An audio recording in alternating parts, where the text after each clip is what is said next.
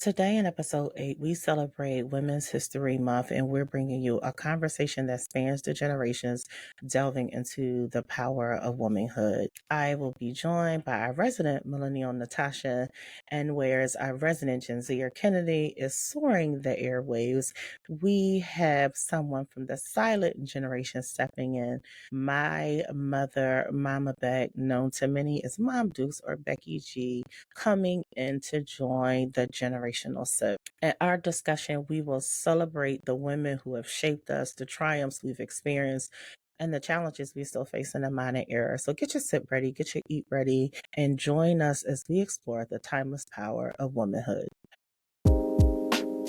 Hello, sippers. Get ready for the S.E.T podcast where we sip, eat, talk, the ultimate blend of flavors and conversations. I'm Gina, your host, culinary enthusiast, and spirited conversationalist. Each episode will explore diverse topics, share laughs, and savor the moment with special guests. Sip on insights, eat up knowledge, and join the conversation. Be sure to follow us on Instagram and YouTube at SipEatTalk Podcast. Subscribe now for a journey that's as delicious as it is insightful. Let's sip, eat, and talk together. Cheers! Hello, sippers. Welcome to the S.E.T podcast where we sip, eat, talk. I'm your host, Gina. Whether you are sipping on your cocktail, your favorite wine, mocktail, energy drink, coffee, or tea, you are a sipper and you are joining us, and we are happy to have you. The podcast can be found on 16 different platforms. You can visit pod.link to find one of those platforms, but highlighting that you can find us on Spotify, Amazon Music, or Apple Podcasts. You can also find us on our social media platforms on YouTube, TikTok, and Instagram at SipEatTalk Podcast. Well, you know, this is one of my favorite times where I am sipping in and letting you know what I am eating and sipping on for the episode. Today, it is early afternoon on a Saturday, and yes, I did sleep in today, which I don't do very often, and I am sharing one of my favorite coffee recipes inspired in part by one of my best friends. I am calling this my warm and cozy concoction. So today I am sipping on the Kahlua White Russian coffee. You can find it on Amazon, that ground coffee, and I have mixed it with some RumChata. That's right, some RumChata. It is warm and cozy and has all the good feels. And my gifts are still coming in today. I am sipping out of one of my mugs that the bestie gave me. Shout out to Buffy. It says, enjoy the journey. I am enjoying oatmeal raisin pecan cookie. You know, I'm going to get a little bite. I didn't do a happy dance. I'm moving a little slow this morning, so I'm giving y'all a little I have to get my energy up. And so I also, I always want to know what you guys are sipping and eating on for the episode. So be sure to post your pictures and tag Sip Eat Talk Podcast so we can see what you are eating and sipping on for the episode, and maybe get some good ideas and share them with our other sippers. So whatever you're sipping on today, let's get ready to cheers it up as we move into the generation sip and welcome the silent generation to the conversation today. That's right, Mama Beck, my mom, representing the silent generation. I know that this is going to be a great conversation. You'll enjoy it. You might even shed a little tear or two, but most importantly, we will celebrate womanhood, the women who came before us, the women still standing beside us, and the women coming up behind us. Hello, ladies. Another installment of the Generational Sip. Everybody, you know my girl Natasha, my village sister representing the Millennial. Say hello, Natasha. Hello, everybody.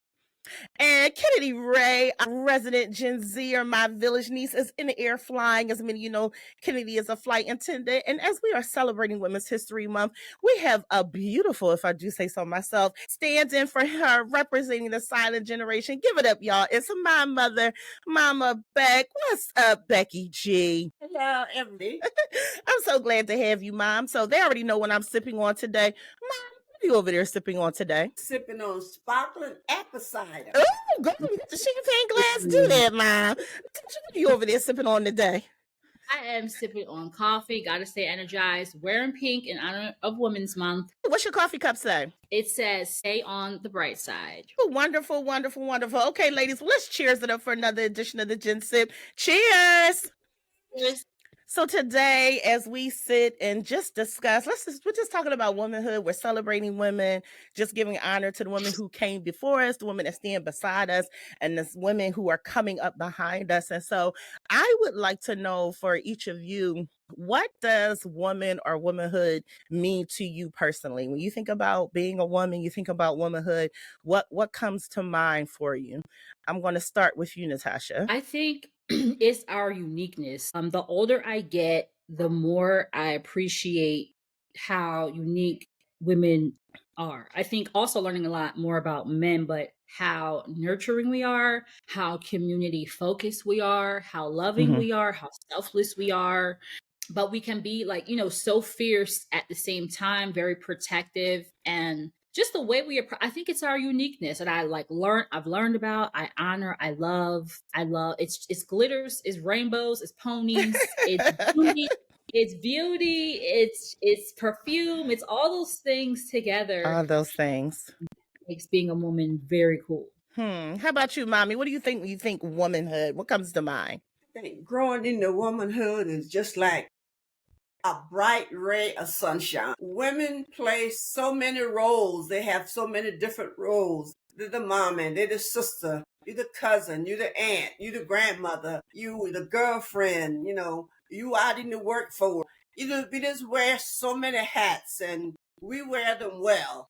Yes, I love it. I love that. I think that too. When I think about womanhood, I think about the versatility. I think about the women that I've looked up to, I've honored, the women I'm friends with. I'm family too. I like the softness. It's kind of what you were saying, Natasha. I like that softness of us, Mhm. but also being somebody who's been in corporate America and went further with my education. I love that ruggedness of us too. Like, we're gonna hold our own and Mhm. shine in the rooms that we walk in. And so I think all of that, all of what we said, I think represents womanhood very well. Yeah. I would like to maybe dive into so many times, which I love. There are so many people of a certain type of celebrity, whether it's an actress or a singer, a TV host that you see, someone of academia that we've never met, right? That we've never come in contact with, that we've hold in a certain esteem. But it's also those everyday unsung heroes, people whose names are never going to go up in lights or on billboards. And so I would like to know, who is a woman that that you would like to shout out that has inspired you along your journey? Who would that woman be for you, Mommy? A couple of teachers, I always talk about them. Yes, you do. They were like mentors to me. School Miss teacher. Naomi Niels. Yeah.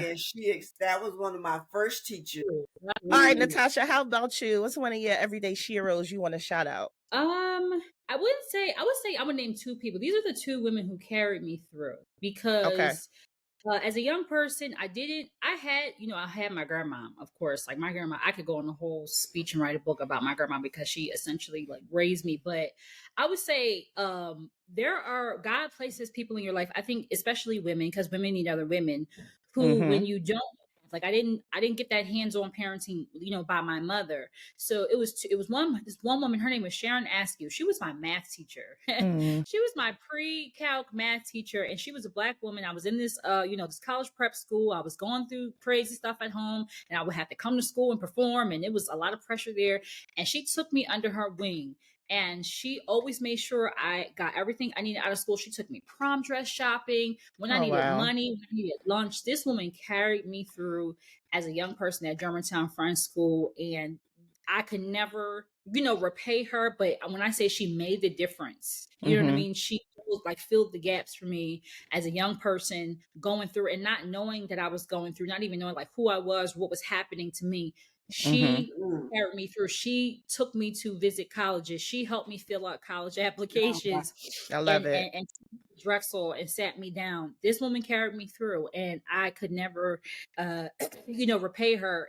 She was a godsend. And I would also say Stephanie Thomas, who's kind of like a mom and mentor to me as I became older. I met her in my maybe mid-20s, and she's kind of served that same purpose, being a nurturer, always praying for me when I needed money. I've transitioned a lot. I've done a lot of things in life, and I've had some hard times. She's always been there for me. And I really thank God for them, because whenever you have a need, God feels that need. And it may not come from your, your blood family, but God has always put women in my life to lift me up, carry me through, and support me, and to get me through my next step. Right. So they've been a real blessing. I love that.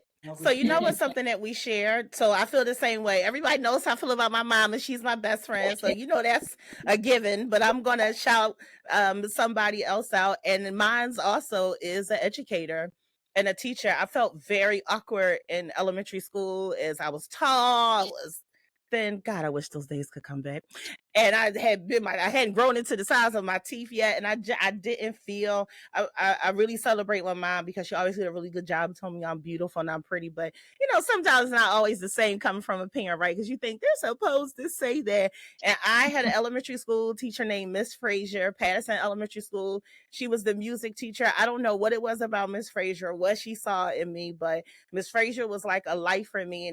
And ironically, I did research later on, and I think we were like her first job out of graduating, right, from college and teaching in school. And I mean, those were the days you held your teachers in such high regard. At least like in the 80s you did. You put them on such a pedestal. They were like so untouchable. And Miss Frazier took such a liking to me. We have these end of the school year performances, and she called mommy and asked mommy if she could take me out to lunch in the summertime. It was like, oh my gosh, Miss Frazier is coming to pick me up. I was so excited.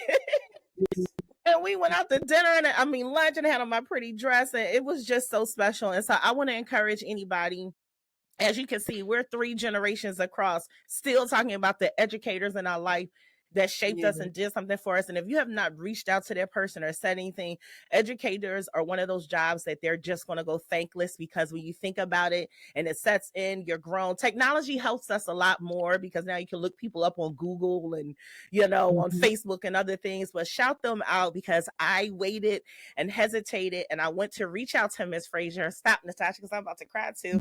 And Miss Frazier had passed a year before I reached out to her. And so I never got to share that with her, but she helped me see the beauty in myself, that I could be anything that I wanted to be. And so we just want to celebrate our educators out there. And we thank you for being mamas to us, to being nurses to us, to being therapists to us, to being advocates for us. And so we just celebrate our educators out there today, and we love you so much. As a child growing up in school, we had Black History Day. Okay. Not week, not month. And it was Mary McLeod Bethune. She inspired me to see her out there as a Black educator. Started a college on her own. And I just always admire educators when it comes to women. It's just a place they need to be, because I feel like they nurture the children more of a mother instead of just a teacher or an educator. I'm gonna tell a little fun fact here. This is really interesting because my mom said those were one of the women that she looked at that inspired her as she was growing up. And fun fact, we're not related to Mary McLeod Bethune, but we have some family connection to her. Shout out, that's my SAR too, Delta Sigma Theta. Ooh. But my mother's sister-in-law is the niece to Mary McLeod Bethune by marriage. So my Aunt Azalee, my mom's sister-in-law, was the niece to Mary McLeod Bethune by marriage. So shout out to Aunt Azalee and her family. Aunt Azalee. Which I didn't know before I pledged Delta, because if I did, I would have been telling everybody that Mary McLeod Bethune was my aunt. That was awesome. That really made my heart smile. I would like to know, when we talk about womanhood and we think about women who have made an impact on us, and we think about the lessons that we've learned, what is a lesson in your journey in being a woman? What's one of the greatest lessons that you've learned from another woman along your journey? My oldest sister, she was a great inspiration. She was a hard worker. I'm telling you, she was a nurse. And she always had 2 jobs. She worked day, and then at night she worked at a nursing home. And for years she worked 2 full-time jobs, and she had 2 children. How to be able to take care of yourself do not be depending on anyone else. It's good to have a maid, it's good to have a friend, but she always say, always have your own money. You was keeping a secret stash from my daddy. Always. Me and every other woman. I like that. I like that. How about you, Natasha? What's one of the greatest lessons that a woman has taught you? How to not be so critical of myself, and I think nurture myself. I think both of those women, the women that I mentioned, I think ever since I was a young girl, I've always felt just a lot of pressure to perform at a high level. I think in school, but I think it also permeated to just my whole life in general. And it sort of shaped my personality since I was a young person. And I was, the oldest of, 3, kids. So I, just that sense of responsibility was always there. But I think that I was often lauded for my, achievements in school and just being like a good kid, but I never knew how to nurture myself. So if I didn't finish an assignment, or if I was too tired to come to school or too stressed out because I was maybe going through something at home, I just need to work harder. I just need to do more. And they told me to. I remember one time I was in like 7th grade. I think it was maybe in 7th or 8th grade. And I went to a college prep school. So it's a lot of homework, a lot of pressure. But my home life sometimes was chaotic. You know what I'm saying? And so I didn't have the best relationship with my mom, but we had a relationship. And I remember one time in 8th grade, I called myself lazy. I was 13 years old. And she said, I didn't understand as a young woman that how much I was carrying as a young person. And I didn't have the tools to deal with it. And this is why I really thank God for her. She says, you are not lazy. Yeah. You're not lazy. You're coming to school. You're doing the best you can, but you are going through a lot of things that a lot of your classmates are not going through. Right. So I think that conversation always stuck with me because it's like, you're doing your very best. And at 13, 14 years old, I said I was lazy and I was working hard and giving all I got. I was not only going to school all day, I was playing sports after school, then going home doing homework, and then dealing with stuff as a young person. Right. And then just going and doing it all over again. And they're like, they're not dealing with what you're dealing with. And I think she helped me just to slow down and say, you are great. You are doing fine. You are doing all you can. It really shifted my perspective because I was young and I didn't have the tools to even understand myself. And so I think that's I still carry that. I still struggle with that of like, just stop, breathe, nurture yourself. You are doing the very best you can.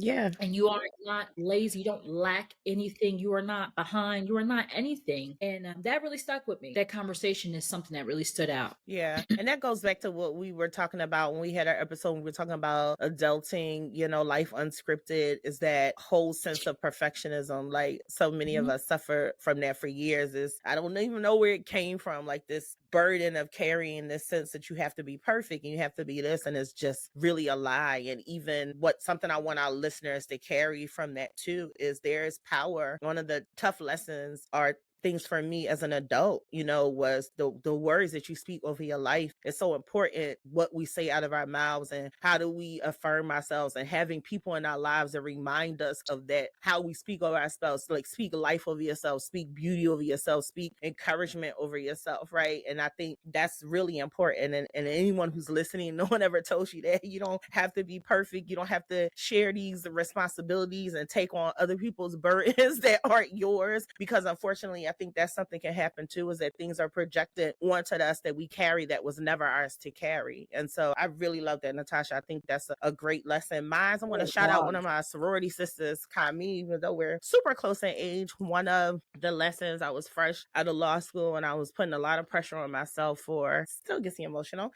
When I said all these tears today, and I was putting a lot of pressure on myself.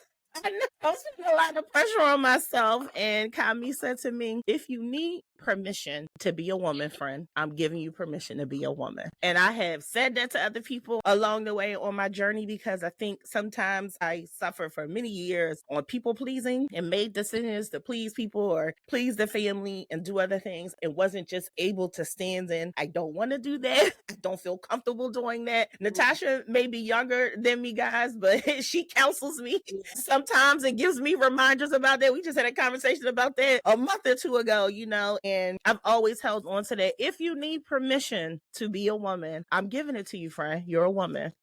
You don't need anybody's approval. You don't need anybody's say so. It's your decision and your decision alone. And I remember something happening that day. I can't tell you what it is, but it was just feeling that came over me. Like, I'm a woman. And it was just so pivoting from that, I would like to, since we're celebrating Women's Month, one of the things that shrieks, that makes my ears hurt when people say, I really don't do women, I don't really do girls, I really don't do girlfriends. I just don't understand the statement because of my life path. I do understand people not needing a whole lot of girlfriends, but I very much so, and the truth is I learned that from my mother and father. My dad's no longer with us, but mommy, you mind me shouting out your age? Is that okay? I do it all the time on Instagram anyway. Out of my age. My mother's a young 81 years old, and even at 81 years old, my mom has friendships that have been 80 years, like out the womb, and my dad was the same. So our parents did a really great job of instilling the importance of friendship into us. And so I would like to talk about, because even like I said, if it's not an army of people, I don't know why it makes me sad to see women and they don't have one. You don't have one good friend or one solid friend. It has just brought so much to my life. And so, mommy, I want to start off with you. Why is it important, in your opinion, to have female woman relationships and friendships? It's important because you need someone that you can talk to, not your husband, not your sister, not your brother, but you want a friend that you can talk to and you guys share stuff just between friends. At a time in your life, you say, oh man, I need someone to talk to right now. And it gotta be that friend. I remember when my best friend, Julia, passed. My husband and I, we was on our way to South Carolina, and my son called and said Juliet passed. And I said in the car, not meaning anything, I said, oh man, I have no one to talk to now. And my husband said to me, well, you got me. And I felt really bad. I didn't mean it that way. I get you, but I told him, I said, no, you know I'm talking about my girlfriend. You know how Julia and I talk. Right. But that was a breaking point for me. That was a breaking point because we call early in the morning, late at night, 3-4 times a day, and I missed that. But I had a couple more friends that we started, talking more. But having a best friend, that the best thing can happen to me. My mom has a really interesting, rest in peace to my Aunt Julia, a really interesting story because their mothers were really good friends. So they really met out the womb in church. Yeah. We went all to church together. And my mom comes from a small rural town in South Carolina, so they went to the same church, they went to the same school. And drum roll, please, fate would have it, they both married men in Philadelphia and ended up in Philadelphia together. How about you, Natasha? What do you think about a good female friendship as we journey through womanhood? I think that it's super important. I actually used to be one of those women, like, I don't like women like that. I don't trust women like that. But I learned that the reason why I did it, and I hate to go so deep, but it's going to be quick. I already know where you're going. I know you're going. Reason why is because I didn't have a nurturing relationship with my mother, right? That's your first female relationship. Is the relationship with your mother sets the tone for the relationships with other women in your life. And so when that relationship, and I love my mother, and I know she loved me, but it just wasn't nurturing, right? And so for me, because I felt in some ways maybe abandoned, rejected, that sort of colored how I perceived other women. And so I realized that I had like a lack of trust, and it was hard for me to be vulnerable with other women. And I also I don't have sisters. I do have a sister who I just found like a couple years ago, but I grew up with 2 brothers, right? So I was kind of a tomboy. So when I became a woman, developing friendships with women was a little hard. I felt like I trusted men more than women. And that is just the honest truth. I realized that it came from a wound, my mother wound that I had to heal. And so once God dealt with me in that area, now, oh my gosh, women relationships are key. They are key. They are the key. I think it was a statistic. They said that the quality of a woman's life depends on the quality of her female to female relationships. And I really believe that has some weight to it because I think it's everything. I think it's nothing like being nurtured by a woman. We understand each other. It's key. It's crucial. And so much coming from a little tomboy who had with women to now I'm like, I said, full blown princess. I love women. I really believe that one of my life's missions is to nurture other women. Because many of us have not. In any space that I go, I'm always gonna give you a hug. Are you okay? You're doing great. Keep going. I'm that girl because sometimes other women don't know how to give it to another woman. You did great. Are you okay? Do you need a hug? You want me to hold your bag so you can go to the bathroom real quick and go talk to your man? You all right? That's one of my life's missions is to nurture other women because when you get love, when you get that woman to woman love, you got your wings. You good. Yeah. And that's just one of my life's missions. So to me, it's key. And my female friendships, whether it's you, Gina, girls I went to school with, it has impacted my life and made all the difference. All the difference. So thank you, friend. I really give my mom credit for that. I remember going to college and I thought it was so weird. I was 17 when I went to school, and my mom was always a compliment giver. She always could tell other women they look beautiful. She liked their shoes, or doesn't she have a pretty smile? Oh my God, don't you love her hair? Ooh, she smelled like. So I was raised like that, and I remember going to college, and one of my first friends I met when I started Morris Brown was like, you need to stop saying stuff like that. People are going to think you're gay. Like, that's not, like, just don't give people compliments like that. And I was like, what? Like that sound, and I did. I really cowered down for a bit, like, oh, you're not supposed to compliment, like, and then it's like, it just didn't feel right. Like, girl, them shoes is banging. Oh my God, I love you here, girl. You wearing that outfit. Like, you kill it. That just came very naturally to me. Mommy, is that just something you did on your own? I just feel like you always modeled that well. You were always a compliment giver. But you don't always have to wait for a man to compliment you. We can compliment each other because we see each other. We like what they wear. You know, you like the hair. You like what the shoes. Oh man, I like those shoes. I like that dress. Whoever says something like that you gay because you complimenting another woman, something is wrong with them. And Gina is like that though. It's still like, that's still who she is. I'm like, oh my God, I love your hair. Oh my God, I love your lips. Like, always have been, right, Natasha? That's just who I am. We compliment each other all the time. Still do. So like, I get my life. Like, okay, a man be like, oh, I like your shoes, but then like a woman. But let a sister tell you she like your shoes. Yes, that's a whole different kind of compliment. I love that.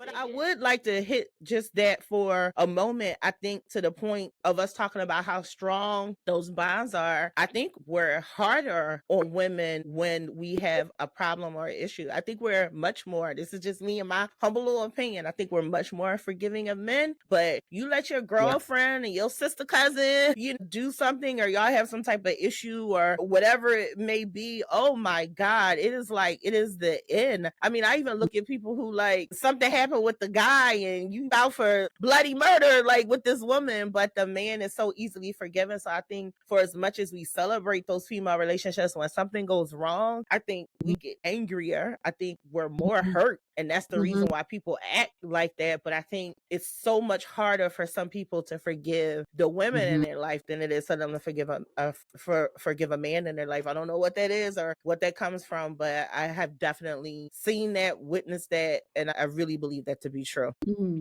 I agree. I think I noticed that I said I was talking about earlier that I felt like I trusted men more than women, and I knew that it was because of the relationship with my mother. But I think now with female relationships, I don't know if a woman hurts you, does it hurt more? Maybe we have like higher expectations from women. Maybe that's it. I don't know. I think maybe does it feel like more of a betrayal when a woman does something to you that hurts you? Does it cut deeper? Because that's what I was kind of thinking of, like when you were talking. Like, does it hurt more? I wonder. Don't know, but I know that now because I'm aware of that. Of like, wait, I actually am extra sensitive and take extra care of the emotional health of my woman-to-woman relationships because I know how sensitive we are. And sometimes even just like the way I'll say something, like maybe if it was in like a weird tone, or maybe if I said something that was like too crass, or even little things like if I didn't text back fast enough, not because I'm being like extra, but I know how sensitive women are and we're very like keen to the details. So I'll always go out of my way to say, I didn't mean to say it that rough, or I know that this is a sensitive area for you, and I know you didn't say anything, but if that hurt you or if that offended you, then I'm so sorry. I don't think that's necessarily the dynamic that women have with men, but I know that we have this beautiful like fragility, and so I take extra care to make sure, like, all right, are you good? Okay, cool. So Yeah. I even feel like it's funny that you say that, because I feel like I used to think it was not being married, but even my friends who are married and like that, it is this certain level of sensitivity that we come to each other with. Because I think sometimes my mom, we used to talk about this all the time too. Like, men sometimes don't think about the things that we think about or celebrate things the way we celebrate. So we make a big deal about, small triumphs or wins that each other have, or take each other out or send each other something or get each other something to celebrate it. And that's really important. And transitioning from that, I used to feel like what I've learned about womanhood over the years is that you don't have to have children to be a nurturer, right? Like, it's something that comes so naturally to people, to some, because it may not be everybody. I think even for women, I hear friends say like, no, I'm not a nurturer, I'm not a nurturer.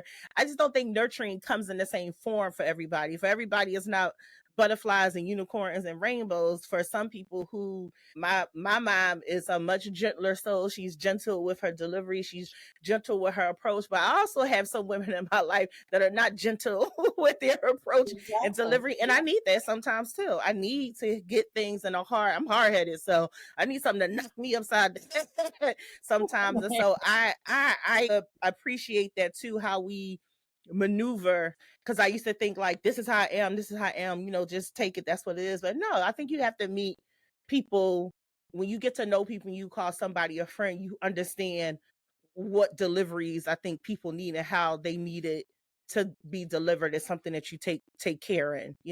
So I agree with you on that, Natasha. Yeah. I would like to talk about, you touched on a few things, Natasha, and that mother-daughter dynamic. For me personally, I feel like I learned so much about who I am as a woman from my mom, and some things I didn't. My mom and I have this conversation all the time. Some things we didn't talk about, and mommy, you could talk a little bit about that, just in the difference in the generations. My mom always talks about how freely I talk about things, and she's like, that is not how I grew up, Gina. What would you say to that, mommy? Say it's changing times, and I appreciate the way you and I talk now. Man, I was a young mother and you was a child, teenager growing up. I didn't know how to discuss certain things with you as a young girl. I said that because my mom never did, sit me aside and say, what did you call it? This is about the birds and the bees. She was never like that. I learned about in school we had economic class, home economics, and that's when our female teacher used to teach the girls about certain things you would do and you did not do. But I never had that from my mom, and I had older sisters, and they never taught me either. So it was kind of hard to do that with Gina.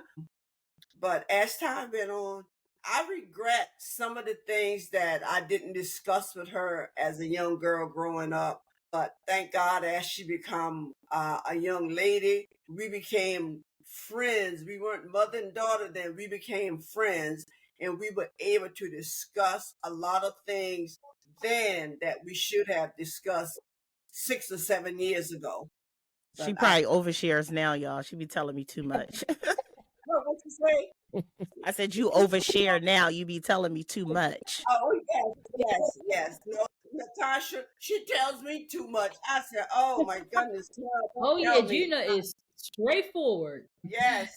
No, don't tell me. I don't want to hear it. Appreciate that, mommy. Yeah, and I would say that to mothers and daughters. If you're listening, if you're mother and daughter, some conversations are really tough to have. I can imagine, mom, just as a parent, hearing things, it might come across, like criticizing, or you think I'm a horrible parent. But I think sometimes you need the release. I want to shout out another one of my sororities. Says one of my line sisters is actually Keisha James. So Keisha used to say we would talk about things, and she'd be like, "Why are you doing that to Aunt Beck? If Aunt Beck don't want to talk, if Aunt Beck doesn't want to talk about that, don't be having Aunt Beck talk about that." And so I think you have to find the balance too, because some things, it's easy for the conversation to be had, is not easy for the conversation to be had. But one thing I can say for someone who has lost a parent, I lost my dad.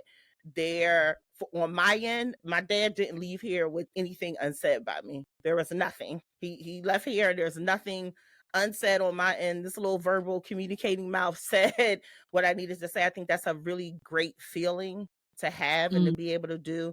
And it's also another side to that, and having conversations with friends and family members, that sometimes people don't allow you in a space to do that, and you have to be able to make your own peace with that somehow, how as well. What would you add to that conversation, Natasha?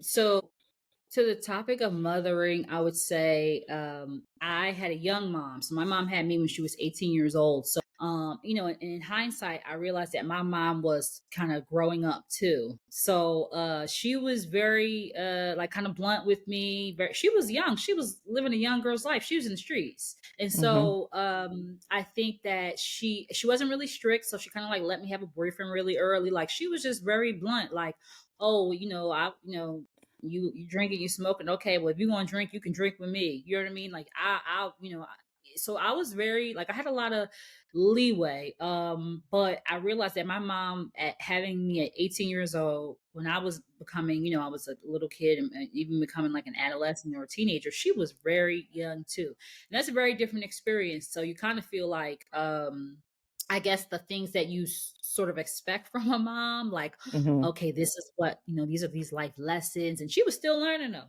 You know what I mean? Yeah, She how was about that? 27, 28. So it was a very different experience. And it did allow me to grow up fast, I think too fast sometimes. But I can appreciate having a young mom and appreciate that relationship for what it was. Yeah. Yeah. So I would like to say to both of you, even across the generation, you both are in that group of women who have lost their mothers. If there was something or some advice that you would want to pass on to a woman or another woman, or even mommy, you being somewhat older than Natasha, if there was any advice that you could pass on about that journey in womanhood without a mother, what would that be? That would be, I would say, I had a lot of good memories with my mom. I was 26 when my mom passed, and we had good memories. So hold on to those good memories. That's what got me through. I would look at her pictures, talk with her every day. I would talk with her, and she's my angel. She's baby angel. That's my angel. And anytime I'm in trouble, depressed, and need some advice, I just call on baby angel, and she's always there for me. So just whatever good memories you have, just hold on to them, and they will definitely get you through. It's not gonna happen overnight. It takes time. It takes time. So you'll be all right. You'll get through it. What would some be advice that you would give to someone, Natasha, if they were talking about walking through womanhood without a mother? I agree with Ms. Becky that you should hold on to the good memories that you have. I Yeah. think that it's important to, Mhm. no matter what type of relationship you have with your mom, to still honor your mom and the relationship Still. that you had. And to always hold her in esteem.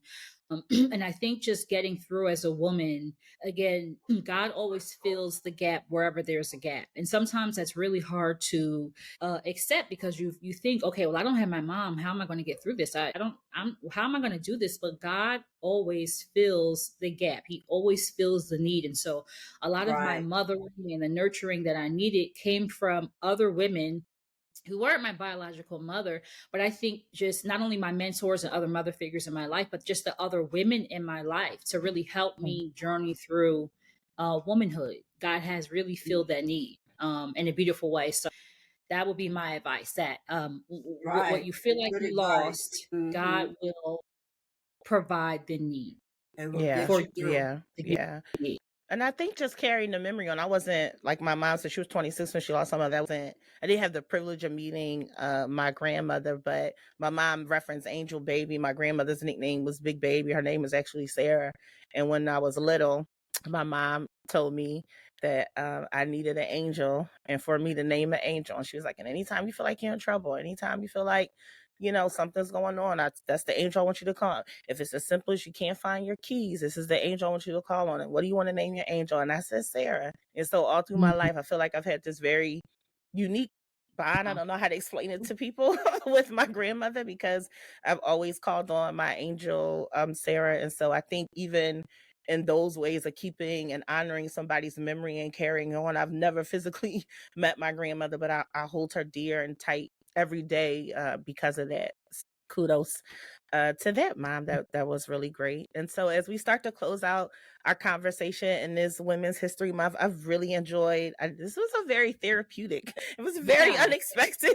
A lot of shedding and this. If nobody else takes anything away from the day, Mommy and Natasha have never met each other. They never had a conversation with each other before today, besides me telling the other ones about the other one, or Mommy listening to Natasha on the podcast. But there is such a synergy here today. This is womanhood. This is what it is: supporting each other, sharing with one another, loving on one another, even when we're strangers and just come in contact with each other. I know a lot of people say no new friends, but I met Natasha much later. I think I met Natasha when I was almost 40 in my very late 30s, and I love and adore you, honey. And so I just want to celebrate you. You've been a little sister, you've been a big sister, sometimes you've been a butt kicker at sometimes, and I love and adore you. And so I'm going to take this moment to just celebrate you. Kennedy, in her absence, I do not have any biological children, but if I had some, Kennedy Ray would be the closest. She is one of my village nieces, and we share so many like things about our personalities. Her mom, which is my best friend,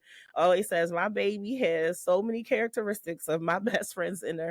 And so I'm celebrating her in her absence. And of course, Mommy, it's hard to talk about you and not cry, but I'm going to do my best. And so I give you your flowers all the time. I'm not just saying that you're here to make witness to that, but just for anybody listening, for them, I'm celebrating my mama today. She is my ride or die. She's my best friend, my number one supporter. And I'm not married, so she my husband too, y'all. And now I think the roles have changed. She's my child sometimes too. So it depends on what day of the week, what role we're going to be in. So I'm shouting you out, Mommy.